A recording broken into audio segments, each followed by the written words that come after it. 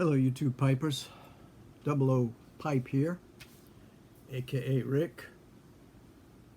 It's been a while since I've put out a video. I was sick all last week, so I didn't feel like doing much. But I picked up a tub of this since I saw Pallet and Piper try it and rave about it. I thought I'd give it a try.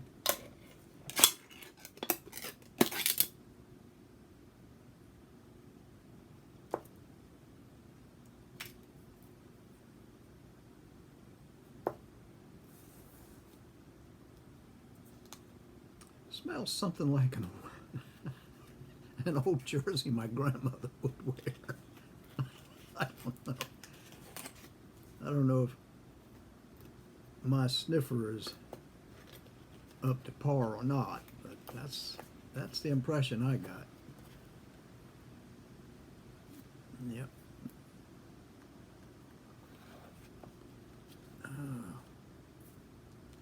I forgot he said it came in that shape. So I guess I need to break that up, huh? Okay.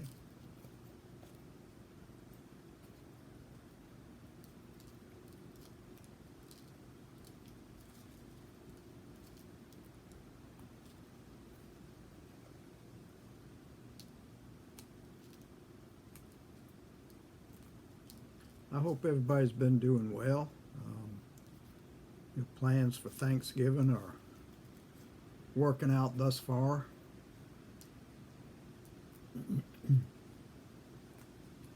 I'll be celebrating on my own this year. My son and his wife went to Disneyland, so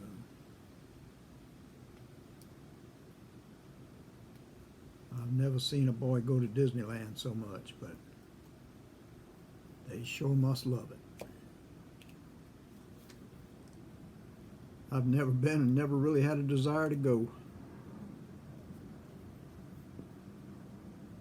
I remember the first time they went was when I moved up here, and I paid for them to go while they were living with their mother down there in Pensacola.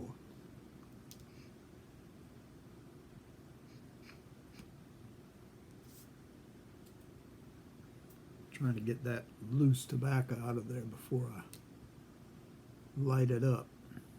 Well, there you go. I'm going to go with that.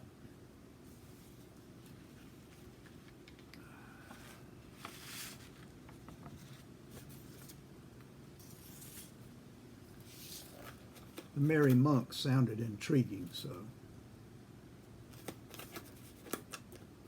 after Pallet and Piper said it was really good, I thought I'd see if my palate was ready for it, because his palate's a little more, how would you say, a little more accustomed to the different tobaccos.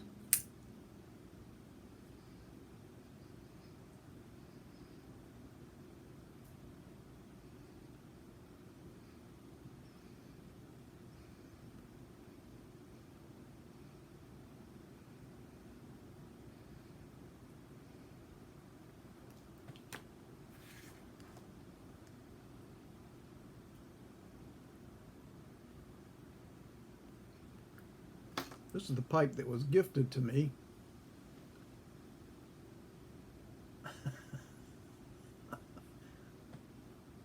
Oh, my eyes are just not good.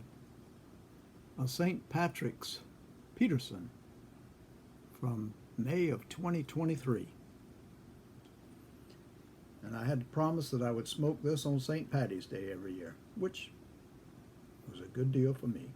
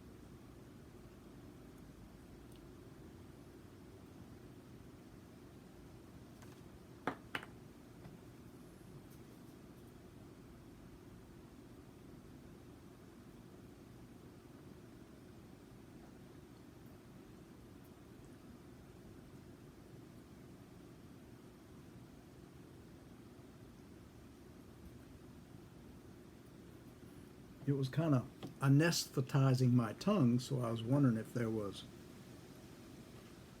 licorice in there or something, but no.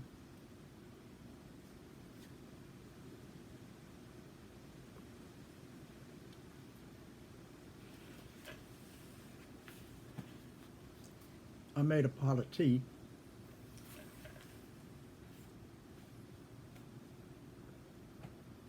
So I would have a beverage because I wanted to talk about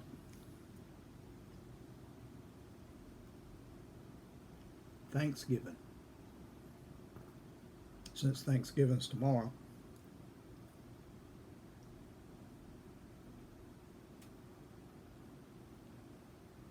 back when I was a youngster,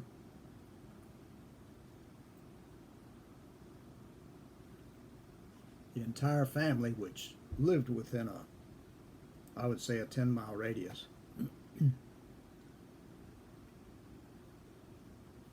would meet at my grandmother's house for Thanksgiving dinner.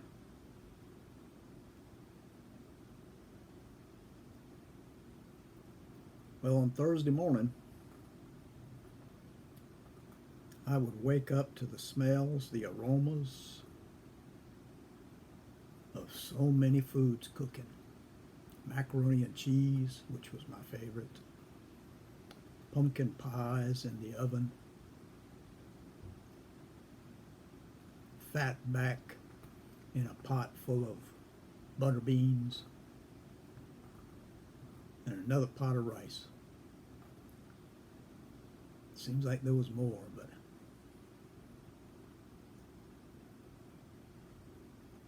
when I would wake up to those smells, I said, Thanksgiving. Thanksgiving's here. And I'd get up and go brush my teeth and go into the kitchen where my mother was cooking her portion of the meal.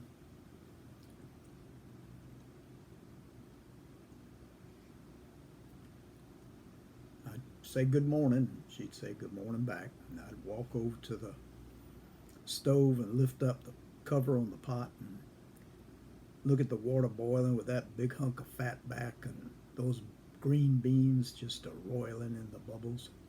Close it back up. It just smelled wonderful. Southern cooking, nothing like it.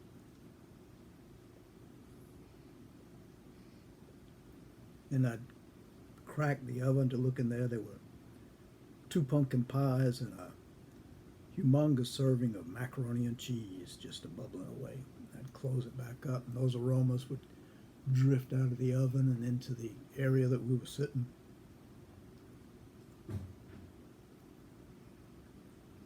And my mother would usually say, "You're up early." I'd say, "Yeah." I couldn't help getting up early with all the aroma that you're spreading through the house. It just smells so good. And she said, "Would you like some breakfast?" And I said, "No, I need to save room for all that food." She said, "I would like a cup of coffee, though." And she said, "Okay." I said, "Well, let me make it. I'll make it."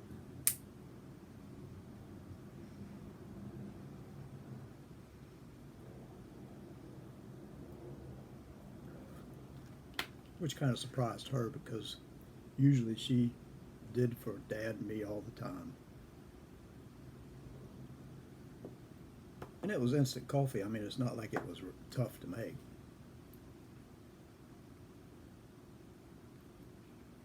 So I made me a cup, and she sat down by the table over here, right over there, and, and asked if I'd make her one too, and I said, "I most certainly will." So I gave her a cup, and I sat down with my cup, and we sipped it real quiet because my dad was still sleeping. He always slept late. And we always tried to be as quiet as possible because he usually worked the night shift, which meant he needed to sleep all the day through.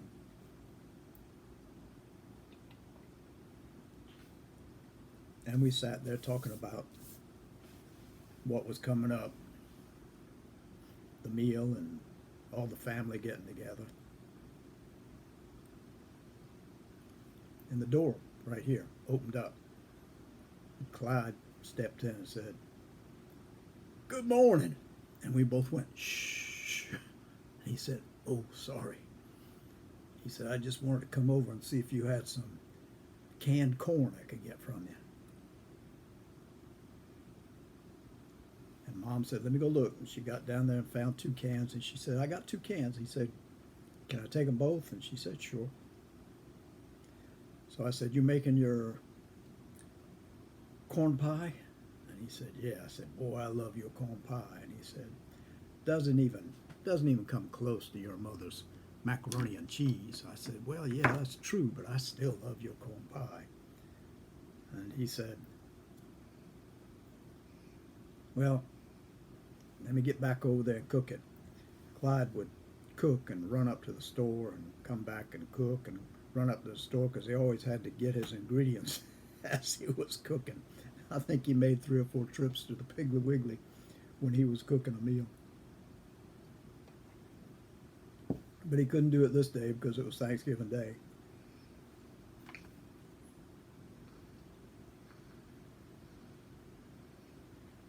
Well,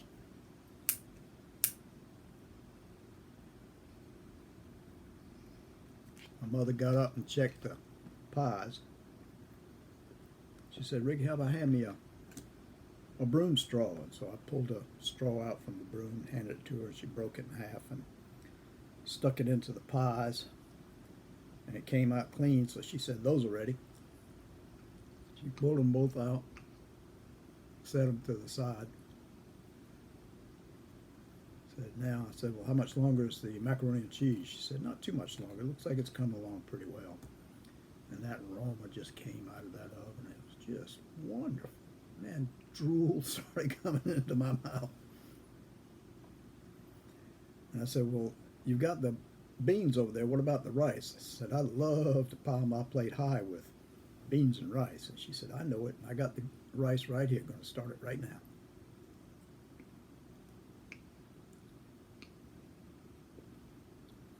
So I said, "Good."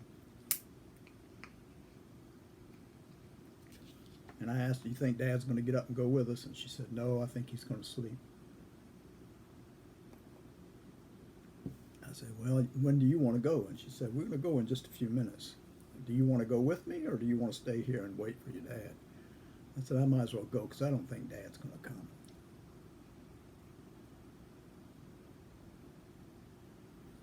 She said, "Okay." I said, "You can always leave him a message right here." So she wrote a message, said where we would be, put it by the teapot because that's the first thing Dad would do in the morning is make a pot of tea.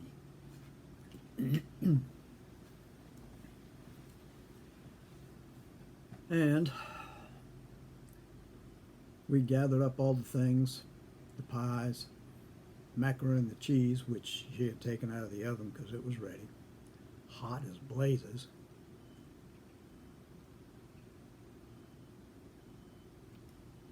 Poured the rice into one dish and poured the beans into another dish. And we got everything out on trays and took them out to the car. Excuse me.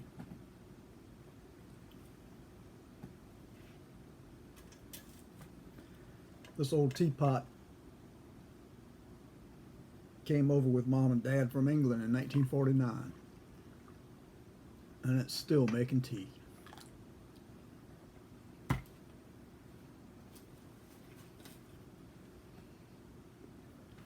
So we got everything in the car, and we eased the door closed.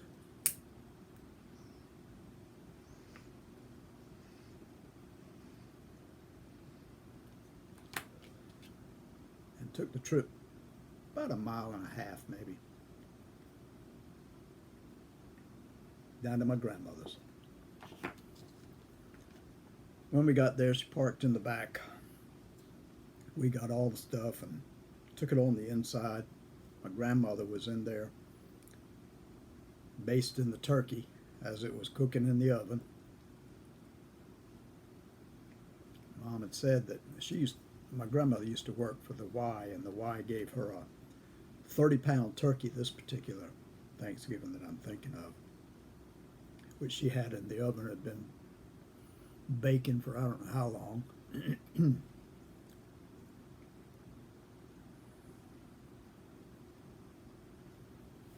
Granddaddy was there, and he said, "Good morning, darling," talking to my mother. And she said, "Good morning, Daddy." And she said, "You going to cut the turkey today?" And he said, looking over at the oven, smile on his face, twinkle in his eye. I know where that twinkle in Clyde's eye came from. As soon as Miss Mamie says it's ready and I can cut it, yeah. He always called my grandmother Miss Mamie. Or Love Baby. Don't know why Love Baby always upset her, but it did. Sometimes I think he called her Love Baby just to make her rile up a little bit.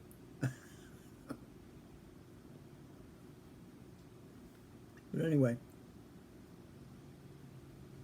there was a big table in the back. It must have been about 8 feet long, covered in white cloths. And we started putting the food and dishes on that table. And people started arriving. They'd start getting there about 12, maybe 12:30.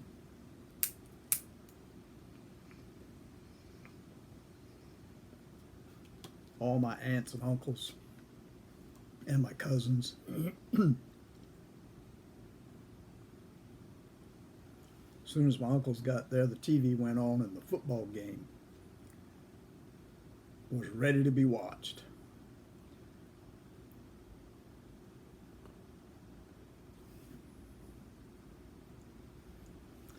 Finally, after the grandma decided the turkey was done, she would get Granddaddy to take it out, and he'd take it out and put it on the table and get his knife and fork, or whatever that two-tong thing is.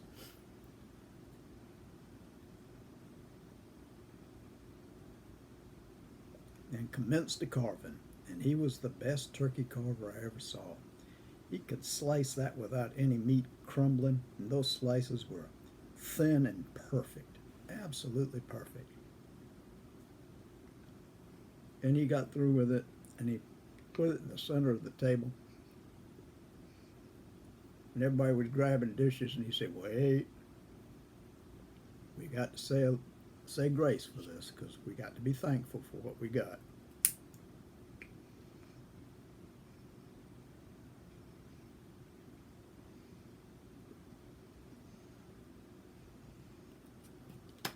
So everybody would put their plates down.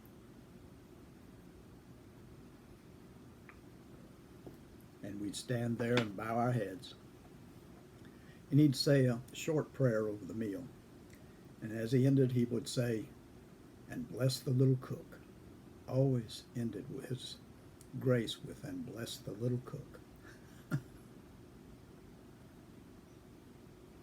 And with that, we picked up our plates and moved in a line along, dishing out what we wanted on our plates, all around that 8-foot table. There would be turkey and ham, and I'm not sure. It seemed like there was another meat, but I can't think of what it was. Could have been roast beef. I don't know.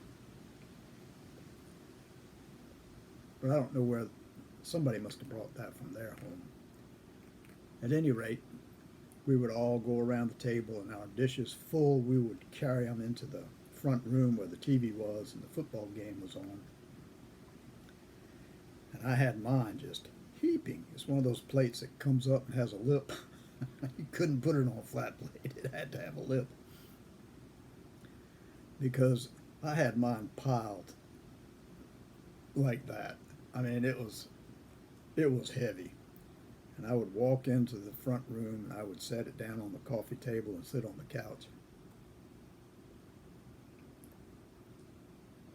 I'd have two of my cousins sitting beside me that would be eating. Their plates were about the same. And it didn't take very long to go through. I mean, I was ready. I was hungry. And I went right through that plate. My mother came home and said, "Do you want some iced tea?" And I said, "Well, I'm going to go back for a second helping, so I'll get some iced tea then as I come around." She said, "All right." So I went back to the back where the table was again. I know my cousins were following me because they had finished about the same time.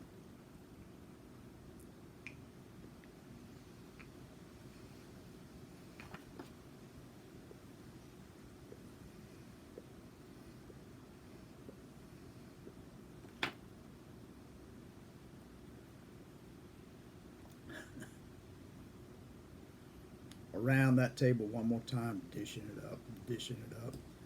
I mean, rice, I'd pile on there, the green beans that Mom had cooked, I'd pile on top of the rice, and macaroni and cheese, a big slab of that, and Clyde's corn pie, a big couple of big spoons full of that, and then there would be, I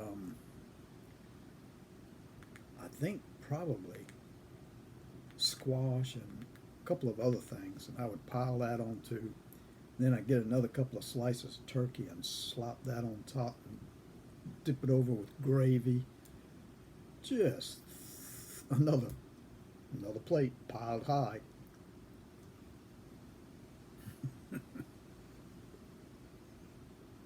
Go back in and reclaim my spot in front of the TV. I never watched the game. I was too intent on eating my food. But everybody else was getting all excited about people running the football and all that.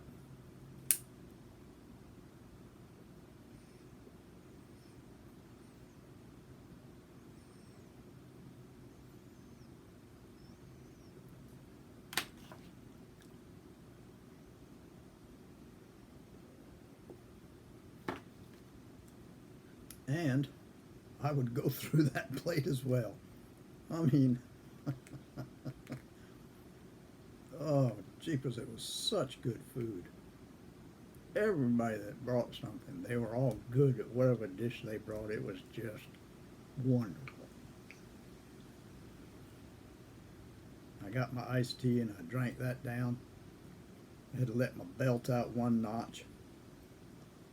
And I went back with my plate and looked at the table and thought, maybe not. I put my plate over with the rest of the ones that were empty. And then I looked at the dessert table, and there were pies, fudge, cake, and a whipped cream cake. My grandmother insisted on my mother always getting the whipped cream cake for her because she just loved it. And that was the only time of year she ever got it. This came from the bakery downtown at the Piggly Wiggly on Meeting Street. And I would always go with Mom because that wasn't a very good section of town at that particular time. But that Piggly Wiggly was the only one that had this whipped cream cake that my grandmother loved. She obviously had met somebody when she worked at the Y, because she worked behind the food counter at the Y, fixing hamburgers and such for the people that came up to the counter. And she would take in things from people around, and she must have met this person who made this cake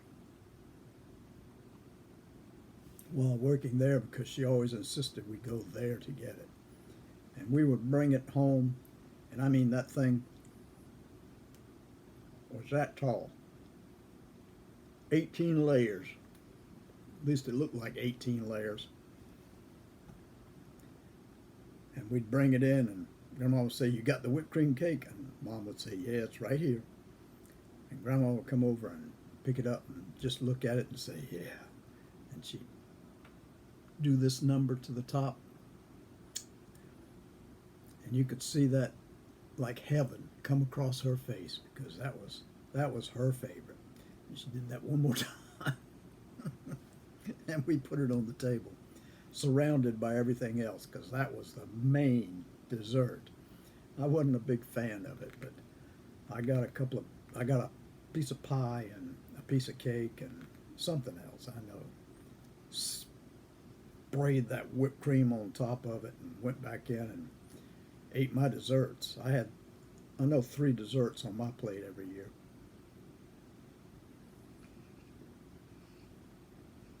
Never gained a pound back in those days.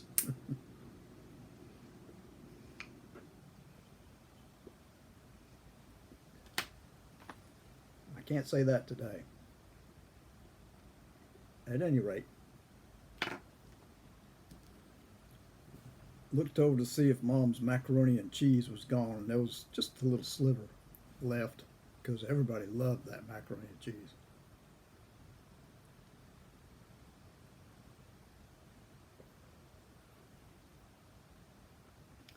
And then everybody would begin to get up and leave, take their dishes to the back and kiss Grandma goodbye and say thank you, we enjoyed it. And my grandmother would always say, you got to take some home with you because otherwise I'll never eat it all and it'll get thrown out.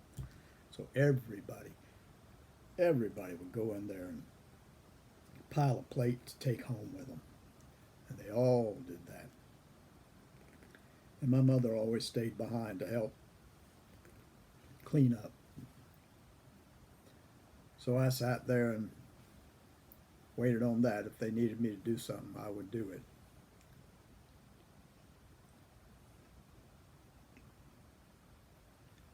it. About 2-3 hours of cleaning up. About the time we were ready to go, it was dark. But Mom said, let's go get 3 plates full. And I said, okay. So I piled another plate just like I did the first 2 that I had that day. And Mom fixed her one and Dad one. And we got them, put them on, covered them up, put them on the silver tray we had brought everything on before. And took it out to the car. It was dark by then.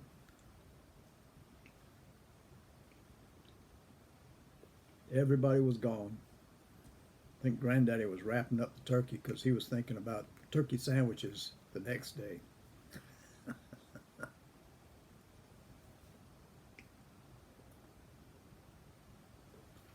And Mom would drive us home. And the light in the TV room was on when we drove up, knowing that Dad was up and watching TV. Must have been the news. And we went through the door, put the things down on the table, and said, "We're back home." And we heard him say back there, "I'm back here." Of course, we knew he was back there. Went back and I said, "Dad, you want me to make a pot of tea?" He said, "Yeah, that sounds good. Why don't you do that, son?" So I came up here and put the water on, put the kettle on, and got everything prepared to make the tea.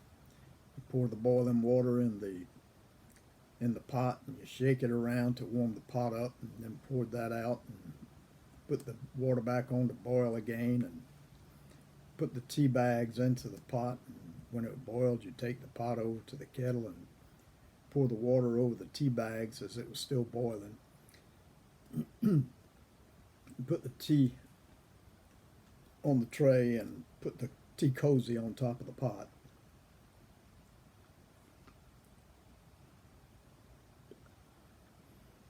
And take it back and set it up on a TV tray. The pot, the cups, and the milk to go in the tea.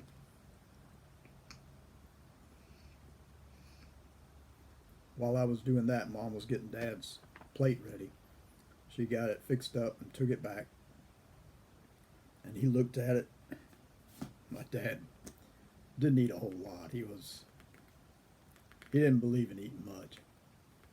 And she set it down on the tray in front of him. He looked up at her. He said, "You expect me to eat all that?" She said, "Eat what you want. You don't have to eat it all. We just brought you a little bit of everything." And he said, "My goodness, so much." And we said, "Yeah, it's good. You should just eat the whole thing," is what I was thinking.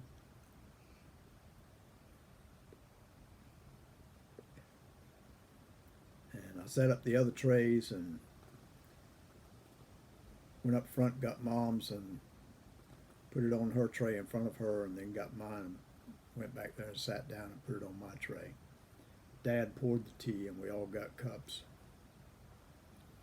And we sat there and started watching TV while we ate it was my third meal of the day, third plate of the day. which was piled just as high.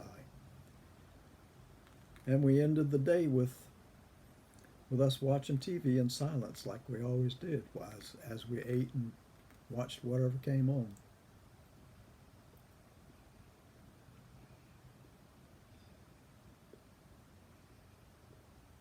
I don't remember a whole lot of interaction with the kid. Maybe when I was littler and we used to run outside and play, but when I was this age, really our major thing was to eat food.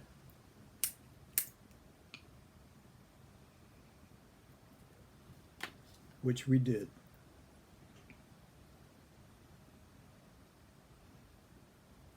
We had a lot to be thankful for, I'll tell you. It was always a feast. I mean, there was so much food and so many people, and everybody got 2 and 3 dishes out of the meal. It was just amazing. And everybody was smiling and happy, and there was chat in the back where everybody sat back there where the table was, while the rest of us up front in front of the TV just kept quiet or yelled when somebody made a touchdown.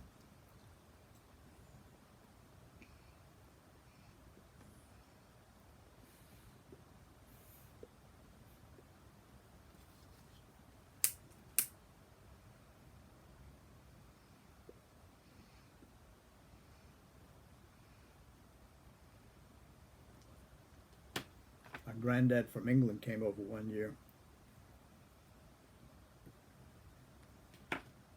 They had never seen so much food in all their life in one place on one table, and it was just their eyes were like saucers when they saw them. They couldn't eat that much because they had been living through austere times in England, but oh my goodness, they just couldn't get over it. My granddad looked at it and said, "I don't know if you want to call it Thanksgiving or not." He said, "I'd call it Glutton's Day." He always had a name for something. One of the desserts, which was upside down cake, he called bottoms up cake. So he was a good man. He didn't understand. He didn't understand Thanksgiving, though. He thought that was a big waste. But I tell you, nothing was ever wasted, because everybody took a huge plate back home with them, and they ate that the next day. I mean, it was, like I said, we had a lot to be thankful for, and we were always thankful. And my granddad summed it up: "Bless the little cook."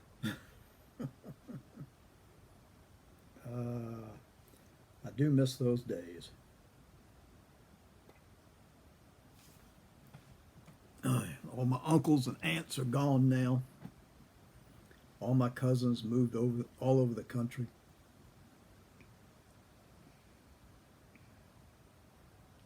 We don't have that one central place to go to meet and chat and see one another. It's just not like that anymore, which is sad. This country needs that these days. Needs that centrality, that togetherness of family. But we don't have it. Everybody had to move to where the jobs were, so we lost touch. It's a shame.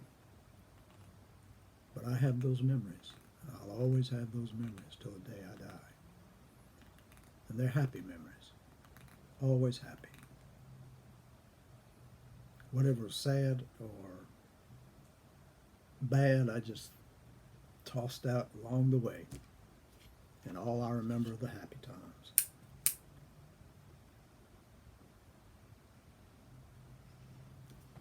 So everybody, have a good Thanksgiving.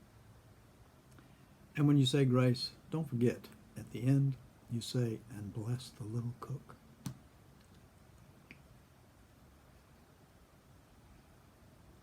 I hope you have a good Thanksgiving tomorrow. God bless you all. Till the next time, thanks for coming by. Bye-bye.